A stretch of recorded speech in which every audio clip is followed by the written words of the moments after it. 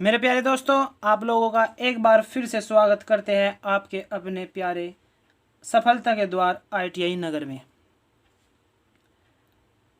आज हम पढ़ने जा रहे हैं एसी थ्योरी के जो हमारे ऑब्जेक्टिव टाइप क्वेश्चंस हैं और जो हमारे आने वाली परीक्षाओं में इम्पोर्टेंट होने वाले हैं, उनका आज हम विस्तार पूर्वक सॉल्यूशन देखेंगे। हमारे पहले 4 लेक्चर हो चुके हैं। Fundamental of electricity, DC circuit, electric cable, soldering, और आज हमारा 5वां चैप्टर है एसी थ्योरी में देखते हैं हमारा फर्स्ट क्वेश्चन क्या है। फर्स्ट क्वेश्चन कहता है कि एसी को सरलता से DC में परिवर्तित किया जाता है। फर्स्ट क्वेश्चन में कह रहा है कि जो हमारी एसी है उसको DC में किस प्रकार से कन्वर्ट किया जा सकता है। जो हमारी एसी को DC में कन्वर्ट करने का कंपोनेंट होता है वो हमारा होता है रेक्टिफायर। रेक्टिफायर 2 प्रकार का होता है, हाफ वेव रेक्टिफायर और full wave rectifier. Half wave rectifier और फुल वेव रेक्टिफायर को हम विस्तार पूर्वक जो हमारा सेकेंड ईयर है एम्पलीफायर और ट्रांजिस्टर वाले चैप्टर में इसको हम आसानी से पढ़ेंगे। तो हम ऑप्शन देख लेते हैं। हमारा राइट ऑप्शन क्या होगा? वोल्टेज के द्वारा नहीं, ट्रांजिस्टर के द्वारा नहीं। ट्रांजिस्टर देखो हमारा कुछ इस प्रकार का होता है जैसे कि स्क्रीन पर दिखाया गया है। ये हमारा जो रजिस्टर होता है उसको ट्रांसफ़र करता है। इसके द्वारा हम एसी को DC में कन्वर्ट नहीं कर सकते। फिल्टर के द्वारा भी हम कन्वर्ट नहीं कर सकते। जो हमारा दिष्ट कार्य होता है यानी रेक्टिफायर होता है उसके द्वारा हम एसी को DC में सरलता से परिवर्तित कर सकते हैं। क्वेश्चन नंबर आता है हमारा 2। निम्न में से कौन सा कार्य प्रत्यावर्ती धारा द्वारा संपन्न नहीं किया जा सकता? देखिए ऑप्शन दिए हैं इसने, तो ये पूछ रहा है कि ऐसा कार्य बताओ, जो हमें ऑप्शन में दिए हैं ऐसा कार्य बताओ कि जो एसी के द्वारा संपन्न नहीं किया जा सकता। जो हमारा ए ऑप्शन है बैटरी चार्जिंग। बैटरी चार्जिंग हमेशा DC से की जाती है। विद्युत लेपन इलेक्ट्रोप्लेटिंग भी हमेशा DC से की जाती है। इलेक्ट्रॉनिक उपकरणों का प्रचालन, इलेक्ट्रॉनिक इक्विपमेंट कंपोनेंट का प्रचालन भी DC से किया जाता है। तो यानी जो ये तीनों कार्य है तो ये हम AC से नहीं कर सकते, ये केवल DC से किए जा सकते हैं। तो इसका राइट आंसर होएगा उपरोक्त सभी कार्य AC के द्वारा संपन्न नहीं किए जा सकते। क्वेश्चन नंबर आता है हमारा 3। क्वेश्चन में कहता है कि भारत में सिंगल फेज वाले घरेलू AC आपूर्ति वोल्टेज है। देखिए जो सिंगल फेज वाले घरेलू AC आपूर्ति वोल्टेज पूछा है वो हमारा सिंगल फेज में पूछा है। सिंगल फेज में हमारा होता है 230 वोल्ट। कितना होता है? 230 वोल्ट। और हमारा जो 3 फेज में होता है वो होता है हमारा 440 वोल्ट से स्टार्ट हो जाता है। ठीक है, 440 से स्टार्ट हो जाता है। तो जो हमारा राइट आंसर होएगा क्वेश्चन नंबर 3 का कि सिंगल फेज वाली घरेलू AC आपूर्ति में 230 वोल्टेज होता है। क्वेश्चन नंबर आता है 4 में कहता है कौन सा आपूर्ति स्रोत ध्रुवता का अचल रूप से बदलता है? जो हमारा आपूर्ति स्रोत है, जो हमारा कोई पावर सप्लाई का स्रोत है, जो उसका ध्रुवता होता है वो उसको अचल रूप में बदलता है, वो हमारा बदलता है AC ध्रुवता को अचल रूप से बदलता है। तो जो हमारा 4 का राइट आंसर हो जाएगा वो हो जाएगा ऑप्शन B AC आपूर्ति। क्वेश्चन नंबर आता है 5 में कहता है कि एक कॉन्टैक्टर 230 वोल्ट DC के लिए अभिकल्पित है। यानी कोई हमारा कॉन्टैक्टर है, कोई कॉइल है हमारी, तो वो 220 वोल्ट DC से चल सकती है और उसे 220 वोल्ट AC स्रोत से संयोजित कर दिया जाता है। देखिए हम क्वेश्चन से पहले एक चीज़ जान लेते हैं, RMS वैल्यू। RMS वैल्यू होता है हमारा रूट मीन स्क्वायर। देखिए RMS AC का वह मान होता है कि जिस पर AC जितना कार्य करती है उसी पर DC कार्य कर सकती है। जैसे हम उदाहरण से समझेंगे कि हम AC सप्लाई दे रहे हैं, ठीक है, और DC सप्लाई दे रहे हैं। जब हम जैसे हमारा कोई बल्ब है, बल्ब हमारा 500 वाट का है, कोई बल्ब हमारा 500 वाट का है, तो वो 3 सेकंड तक जलने में कितना वोल्टेज लेता है? वो लेता है हमारा 420 वोल्टेज ले लेता है, ठीक है। और यही कह रहा है कि जो हमारा बल्ब है, यही बल्ब हमारा कहता है 500 वाट का ही बल्ब है और 3 सेकंड तक जलता है। तो जो डीसी से जलेगा उसके लिए हमें 380 वोल्ट की ज़रूरत होगी। तो यानी डीसी सबसे ज़्यादा हमारी ताकतवर कौन सी हुई, डीसी, क्योंकि डीसी देखो कम वोल्टेज पर 500 वाट के बल्ब को 3 सेकंड तक जला रही है, लेकिन जो एसी है वो 420 वोल्ट ले रही है 50 वाट के बल्ब को 3 सेकंड तक जलाने में। तो जो हमारी ताकतवर हुई वो हमारी डीसी, जो हमारा डायरेक्ट करंट हुआ वो हमारा ताकतवर है, यानी वो एसी से कम मान पर काम कर लेता है। तो क्वेश्चन देखते हैं, क्वेश्चन में यही चीज़ कह रहा है कि जो हमारा कोई कॉइल है वो 220 डीसी लेता है, यानी 220 डीसी लेता है, तो एसी तो ज़्यादा लेगा। देखो यहाँ पे एसी ज़्यादा ली है, डीसी कम ली है, तो 220 दिया है, तो जो एसी वोल्टेज लेगा वो ज़्यादा लेगा 220 से। लेकिन ये कह रहा है कि हम तो 220 वोल्टेज ही एसी दे रहे हैं, तो कॉइल में क्या होगा, ये नहीं चलेगी, काम नहीं करेगी, क्योंकि इसे तो 220 से ज़्यादा वोल्टेज चाहिए। तो जो हमारी कॉइल में होएगा, जो धारा बहेगी उसका मान कम हो जाएगा और जो कॉइल का कार्य होगा वो सुनिश्चित नहीं रहेगा, मतलब वह कार्य नहीं करेगा। तो क्वेश्चन नंबर 5 का राइट आंसर हो जाएगा बी, कॉइल में से कम धारा प्रवाहित होगा और कॉन्टैक्टर का कार्य सुनिश्चित नहीं होगा। क्वेश्चन नंबर देखते हैं 6 में कहता है 2 किलो हर्ट्ज फ्रीक्वेंसी का आवधिक काल कितना होता है। देखिए क्वेश्चन नंबर है हमारा 6 में कह रहे हैं कि 2 किलो फ्रीक्वेंसी, जो हमें फ्रीक्वेंसी दी है वो हमारी 2 किलो हर्ट्ज है, 2 किलो हर्ट्ज। तो हर्ट्ज में निकाल लेते हैं हम इसको, क्या हमारी 2000 हर्ट्ज। ये पूछ रहा है कि जो हमारा आवधिक काल है, यानी आवर्तकाल है, आवर्तकाल हम सब जानते हैं, आवर्तकाल इक्वल टू 1 फ्रीक्वेंसी, यानी फ्रीक्वेंसी का व्युत्क्रमानुपाती होता है। तो अब हम f का यहाँ पे वैल्यू टेक लेते हैं 1/2000। जब हम 1/2000 करेंगे तो हमें कुछ इस प्रकार मिलेगा, आंसर 0.005। तो हमारा आंसर हो जाएगा 0.5 मिली सेकेंड, ठीक है। फ्रीक्वेंसी इसने हमें दिया है 2000 हर्ट्ज, आवर्तकाल निकालने बोला है, आवर्तकाल हमारा होता है 1 फ्रीक्वेंसी। तो फ्रीक्वेंसी का हमने वैल्यू टेका, वैल्यू टेकने पर हमें ये मिला, तो ये हमारा जो इसका छोटा रूप होगा 0.5 मिली सेकेंड, इसका राइट आंसर हो जाएगा ऑप्शन बी। क्वेश्चन नंबर आता है 7 में कहा है कि चित्र में दर्शाई गई, 7 में क्या कहा है, चित्र में दर्शाई गई तरंग की फ्रीक्वेंसी क्या होगी। देखें जो हमारी साइकिल दी है ये हमारी एसी की साइकिल है, तो इसका हमें इसने आवर्तकाल दे दिया है, टाइम पीरियड दे दिया है, ये हमारे दिया है 0.1 सेकेंड। ये पूछता है फ्रीक्वेंसी। देखो हमने अभी अभी क्या पढ़ा था कि जो हमारा टाइम पीरियड होता है, आवर्तकाल होता है, वो फ्रीक्वेंसी का व्युत्क्रमानुपाती होता है। जब ये व्युत्क्रमानुपाती होता है तो जो हमारी फ्रीक्वेंसी होती है ये भी आवर्तकाल की व्युत्क्रमानुपाती होती है। तो व्युत्क्रमानुपाती होने के कारण ही हमारा सूत्र बन गया F = 1/t। तो t की वैल्यू क्या हमारी 0.1, तो 1/0.1 आ गया। तो जब हम इसको सोल्व करेंगे तो हमें क्या मिलेगा 10 हर्ट्ज, 1/01 करेगा तो हमें 10 मिलेगा। फ्रीक्वेंसी का हमारा यूनिट होता है हर्ट्ज। तो राइट आंसर 7 का राइट आंसर हो जाएगा सी, 10 हर्ट्ज। क्वेश्चन नंबर आता है हमारा 8 में कहता है कि चित्र में दर्शाई गई तरंग का प्रभावी मान क्या है। देख प्रभावी मान पूछा है, प्रभावी मान होता है हमारा RMS वैल्यू। क्या होता है,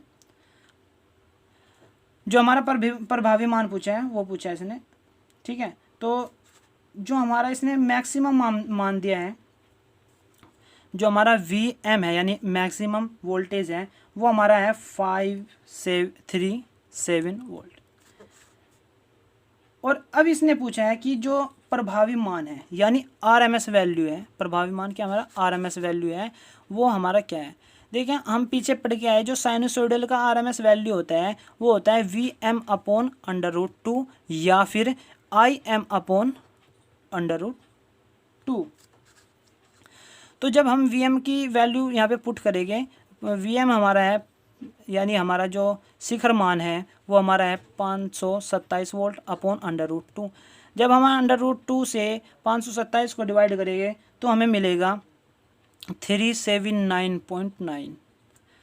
तो इसको हम लगभग मान लेंगे 380 वोल्ट। ठीक है जी, क्या मान लेंगे 380 वोल्ट। तो क्वेश्चन नंबर 8 का राइट आंसर हो जाएगा हमारा ए 380 वोल्ट। अब देख लेते हैं हम क्वेश्चन नंबर 9। एक और बात बताता देता हूँ मैं आपको। क्वेश्चन नंबर 8 में जो हमारी साइनसोइडल के लिए हमारी जो RMS वैल्यू है वो अभी बताया मैंने, Vm/√2 और Im/√2। ठीक है। और जो हमारा हाफ वेव रेक्टिफायर के लिए RMS वैल्यू है वो हमारा Vm/2 या Im/2। और जो हमारा फुल वेव रेक्टिफायर के लिए RMS वैल्यू है ये आपको याद रखनी है, ये हमारा Vm/√2 और Im/√2। ओके। और जो स्क्वायर वेव भी देखने को मिलेगी हमें, उसका जो RMS वैल्यू है वो इक्वल टू होता है Vm या Im के बराबर। ठीक है। और जो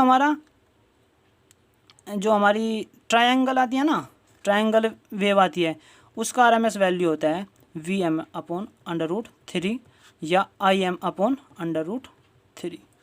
ये आपको याद रखना है, ये बहुत ही इम्पोर्टेंट डाटा है, ये आपको याद रखना है। इसका स्क्रीनशॉट ले लो यहाँ पे और अपना नोट कर लेना नोट्स में। अब बढ़ते हैं हम अपने नेक्स्ट क्वेश्चन पर। नेक्स्ट क्वेश्चन हमारा है 9th क्वेश्चन में कहता है कि AC परिपथ में फॉर्म फैक्टर का मान है। देखिए जो हमारा फॉर्म फैक्टर होता है हमारा फॉर्म फैक्टर इक्वल टू होता है हमारा RMS value upon average value. हमें सबको पता है कि जो RMS वैल्यू होती है वो हमारी क्या होती है, साइनोसॉइडल वेव फॉर्म की पूछी है इन्होंने फॉर्म फैक्टर, तो हम यहाँ पे साइनोसॉइडल वेव का ही जिक्र करेंगे। उसकी RMS वैल्यू होती है हमारी 0.707। ये भी लिख सकते हैं Vm/√2, लेकिन जब हम उसका सॉल्व करते हैं तो हमें 0.707 देखने को मिलता है Vm या Im अपॉन एवरेज वैल्यू होती है हमारी 0.637 Vm या Im। जब हम इसको Vm से Vm कट जाएगा, जब हम इसको सोल्व करेंगे तो हमें मिलेगा 1.11। तो फॉर्म फैक्टर इसने पूछा है कि AC का परिपथ में फॉर्म फैक्टर क्या होगा, तो फॉर्म फैक्टर साइनोसॉइडल का 1.11 होगा। यहाँ तक समझ में आया? ओके। नेक्स्ट क्वेश्चन देखते हैं, हमारा है 10th क्वेश्चन। 10th क्वेश्चन में कहता है कि यदि AC परिपथ में वोल्टेज तथा धारा का फेज अंतर 90 हो तो पावर होगी। देखिए फेज अंतर क्या होता है हमारा, फेज अंतर होता है हमारा फाई, इसको हम फाई से डिफरेंस डिनोट करते हैं। तो इसने दिया कि फेज अंतर हमारा है 90 डिग्री। अब हम याद कर लेते हैं कि पावर हमारी क्या होती है, पावर होती है हमारी V/I cos phi. cos phi हमारा क्या है, पावर फैक्टर यानी फेज डिफरेंस हमें दे रखा है। तो P इक्वल टू जब हम लिखेंगे V/I cos 90, हमें पता है cos 90 का वैल्यू क्या होता है, तो इसलिए बन जाता है हमारा P equal to VI cos 90 की वैल्यू होती है हमारी 0। तो जब हम 0 की VI में मल्टीप्लाई करेंगे तो पावर हमें क्या मिलेगी, 0 यानी 0। तो 10th क्वेश्चन का राइट आंसर हो जाएगा 0। क्वेश्चन नंबर आता हमारा 11th क्वेश्चन में देखते हैं क्या कहता है। 11th क्वेश्चन कहता है कि निम्नलिखित कथनों पर विचार कीजिए। निम्नलिखित कथनों पर विचार कीजिए। देखते हैं पहला कथन क्या है। पहला कथन कहता है कि वह प्रत्यावर्ती राशि जो दूसरी प्रत्यावर्ती राशि की अपेक्षा पहले अपने शिखर मान पर पहुंचे अग्रगामी राशि कहलाती है, यानी लीडिंग, वो हमारी क्या कहलाती है, लीडिंग। तो ये आपको याद रखनी है। हमारा ये पूछ लेगा कि लीडिंग, जो हमारी लीडिंग राशि होती है, अग्रगामी राशि होती है, उसकी परिभाषा बताइए। वह प्रत्यावर्ती राशि जो दूसरी प्रत्यावर्ती राशि की अपेक्षा पहले अपने शिखर मान पर पहुंच जाती है, यानी हमारे पास में दो राशि है, ठीक है, हम उसको ग्राफ में कैसे देखते हैं कि हमारा ये वोल्टेज चला यहाँ से, ठीक है जी, ये वोल्टेज चला और ये चला हमारा कुछ समय पश्चात चला हमारा करंट, ठीक है, करंट चला। लेकिन जो हमारी ये वोल्टेज है ये इस दूसरी प्रत्यावर्ती राशि से पहले पहुंची, ये बाद में पहुंची, ये पहले पहुंची, तो हमारा जो करंट होगा, जो हमारा करंट होगा वो हमारा क्या होगा, लीडिंग कहलाएगा। और यदि हमारा पहले चलता है करंट, ये हमारा है करंट, और उसके बाद में चलता है वोल्टेज, तो पहले कौन पहुंचा, करंट, तो जब हम करंट पहले पहुंचा तो करंट हमारा क्या कहेगा, लैगिंग,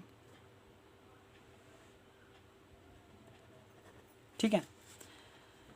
जब इसमें हमारा करंट पहले पहुंचता है तो उसमें कहलाता है लीडिंग, याद कर लेना, जब करंट वोल्टेज से पहले पहुंचता है तो कहलाता है लीडिंग, और जब करंट वोल्टेज के बाद पहुंचता है तो कहलाता है लैगिंग यानी पश्चगामी। तो कथन ए में भी ये सही कह रहा है। कथन दो में वह प्रत्यावर्ती राशि जो दूसरी प्रत्यावर्ती राशि की अपेक्षा बाद में अपने शिखर मान पर पहुंचे पश्चगामी राशि कहलाती है। दोनों कथन सत्य कह रहा है, तो इसका राइट आंसर बन जाएगा ऑप्शन बी, ऑप्शन सी, कथन 1 और 2 दोनों सही है। क्वेश्चन नंबर आता है हमारा 12th में कहता है कि निम्न कथनों पर विचार कीजिए। देखते हैं कथन क्या दिया है इसने। कथन दिया है कि एसी का पिक फैक्टर 1.414 होता है। क्वेश्चन नंबर है हमारा 12 में कहा है कि जो एसी का पिक फैक्टर है, पिक फैक्टर देखते हैं हमारा क्या होता है। पिक फैक्टर है हमारा, पिक फैक्टर की जो वैल्यू होती है वो होती है peak value upon RMS value. तो देखते हैं पिक वैल्यू क्या होती है हमारी, मैक्सिमम वोल्टेज या मैक्सिमम करंट, तो वीएम ले लेते हैं, अपॉन आरएमएस वैल्यू क्या होती है हमारी, √2 इंटू वीएम या आईएम। तो वीएम से वीएम कैंसिल हो जाएगा, बचेगा 1/√2, जिसे हम सोल्व करने पर हमें मिल जाएगा, आरएमएस वैल्यू होती है वीएम अपॉन √2, तो वीएम से वीएम कैंसिल हो जाएगा, तो यहाँ पे हमें मिल जाएगा √2। √2 की वैल्यू होती है, हम सबको पता है कि 1.414 इसकी वैल्यू होती है पिक फैक्टर की। √2 की वैल्यू आ गई हमारी 1.414, इसलिए साइनोसोडल वेव फॉर्म पे जो हमें क्वेश्चन पूछा है, कथन दिया है कि एसी ऑफ पिक फैक्टर 1.414 होता है, तो ये बिल्कुल सही कह रहा है। दूसरा कथन देखते हैं कि एसी का फॉर्म फैक्टर 1.11 होता है। एसी का फॉर्म फैक्टर हमने अभी पढ़ा था कि एसी का फॉर्म फैक्टर 1.11 होता है, तो ये भी कथन सत्य कह रहा है। तो क्वेश्चन नंबर 12 का राइट आंसर बन जाएगा ऑप्शन सी, कथन 1 और 2 दोनों सही है। क्वेश्चन नंबर आता है हमारा 13 क्वेश्चन में कहता है कि किसी शुद्ध ज्यात तरंग के लिए प्रतिवर्ती धारा का औसत मान किसके बराबर होता है। देखिए, जो हमारी एवरेज वैल्यू होती है, जो हमारी साइनोसोडल वेव फॉर्म की ज्यात तरंग के लिए प्रतिवर्ती धारा का औसत मान यानी एवरेज वैल्यू होता है, ये सब डाटा याद करने का है। जो हमारा एवरेज वैल्यू होता है वो होता है हमारा 0.637 वीएम या आईएम। तो हमें ये याद करना है कि एवरेज वैल्यू होता है 0.373 वीएम या आईएम। जो ये एवरेज वैल्यू होती है ये हमारी होती है हाफ वेव की। किसकी होती है? हाफ वेव की। फुल वेव की जो हमारी वैल्यू होती है, जो हमारी फुल वेव की एवरेज वैल्यू होती है वो होती है हमारी 0। लेकिन आपको सभी जगह यही वैल्यू लेनी है और देखने को मिलेगी कि average value sinusoidal wave form की एवरेज वैल्यू होती है 0.637 वीएम या आईएम। वीएम हमारा अधिकतम मान वोल्टेज का और आईएम हमारा अधिकतम मान धारा का। तो ऑप्शन देखते हैं, ऑप्शन हमें देखने को मिल रहा है बी, 0.636 इंटू धारा के अधिकतम मान, यानी यही कह रहा है कि 0.636 वीएम आईएम ऑप्शन बी कह रहा है। तो इसका राइट आंसर हो जाएगा हमारा 13 का राइट आंसर हो जाएगा ऑप्शन बी 0.636 इंटू आईएम। ये सब डाटा आपको याद करना होगा और आप इनको अच्छे से नोट कर लेना ये डाटा। ओके, क्वेश्चन नंबर आता है हमारा 14 क्वेश्चन में कहता है कि 50 हर्ट्ज की आवृत्ति के लिए समय अवधि क्या है। देखिए अभी बताया था मैंने कि जो हमारा आवर्तकाल होता है वो फ्रीक्वेंसी के व्युत्क्रमानुपाती होता है, और जो हमारा फ्रीक्वेंसी होता है वो हमारा आवर्तकाल के व्युत्क्रमानुपाती होता है। इसने हमको फ्रीक्वेंसी दिया है और आवर्तकाल निकालना है। तो फ्रीक्वेंसी हमको दिया है, आवर्तकाल निकालना है, तो हमें फॉर्मूला क्या अप्लाई करने पड़ेगा, T=1/f। तो T=1/f में हम वैल्यू टेकेंगे f की, 1/f हो जाएगा हमारा 50। तो जब हम इसको सोल्व करेंगे तो हमें मिलेगा 0.02 सेकंड। लेकिन हमें यहाँ पे 0.02 सेकंड नहीं है, तो हम जब इसको और छोटा रूप देंगे तो हमें मिल जाएगा 20 मिली सेकंड। तो इसका जो 14 का राइट आंसर हो जाएगा बी 20 मिली सेकंड। ठीक है, 50 हर्ट्ज की आवृत्ति के लिए समय अवधि यानी समय आवर्तकाल हो जाएगा 20 मिली सेकंड। क्वेश्चन नंबर आता है हमारा 15। क्वेश्चन नंबर 15 में कहता है कि यदि किसी ऐसी परिपथ में धारा तथा वोल्टेज में कलांतर शून्य हो तो वह कहलाता है। देखिए हमारे 3 प्रकार के पावर फैक्टर होते हैं यानी फेज डिफरेंस होते हैं, कि जब हमारा मान लिया ये हमारा कोई रेफरेंस ले लिया हमने 0.0 डिग्री पे, तो हमारा यहाँ पे वोल्टेज है और हमारा वोल्टेज से पीछे आई है, तो ये हमारा कहलाएगा लैगिंग फैक्टर। तो हमारा क्या कहेगा, लैगिंग पावर फैक्टर। ठीक है जी, फर्स्ट कंडीशन ये थी। दूसरी कंडीशन आती है कि जब हमारा, इसे हम इंडक्टिव सर्किट भी बोल देते हैं, इंडक्टिव सर्किट, क्योंकि जो ये कंडीशन है लैगिंग पावर फैक्टर मिलेगा वो इंडक्टिव सर्किट में ही मिलेगा। दूसरी कंडीशन आती है कि जो हमारा ये जीरो रेफरेंस पर हमारा वोल्टेज है, यहाँ पे वोल्टेज है और वोल्टेज करंट के पीछे है, यानी करंट आगे है तो अग्रगामी हुआ, तो यानी ये हमारा क्या कहलाएगा, लीडिंग पावर फैक्टर। ये हमें देखने को मिलता है कैपेसिटिव सर्किट में, जिसमें केवल क्या लगा हो, हमारा कैपेसिटर लगा हो। तीसरी सिचुएशन कंडीशन आती है हमारी कि जब वोल्टेज और करंट दोनों एक साथ चलते हैं, यानी जीरो रेफरेंस लिए हमने, यहीं पर तो हमारा वोल्टेज है और इसी के साथ हमारा करंट है, तो हमारा जो ये पावर फैक्टर कहलाता है ये हमारा कहलाता है यूनिटी पावर फैक्टर। ये हमें देखने को मिलेगा रेजिस्टिव सर्किट में, जहाँ पर हमें रजिस्टर होगा। देखिए फर्स्ट कंडीशन हमारी आती है कि लैगिंग पावर फैक्टर वो होता है कि जिसमें जो हमारा करंट होता है वो वोल्टेज से पीछे होता है, वो हमें देखने को मिलता है इंडक्टिव सर्किट में। दूसरी कंडीशन आती है कि जो हमारा लीडिंग पावर फैक्टर होता है, लीडिंग पावर फैक्टर में जो हमारा करंट होता है वो वोल्टेज से आगे होता है, और ये हमें देखने को मिलता है कैपेसिटिव सर्किट में। तीसरी कंडीशन आती है कि जो हमारा वोल्टेज और करंट होते हैं वे दोनों एक साथ चलते हैं, तो वो हमारा कहलाता है यूनिटी पावर फैक्टर, जो हमें देखने को मिलता है रजिस्टिव सर्किट में।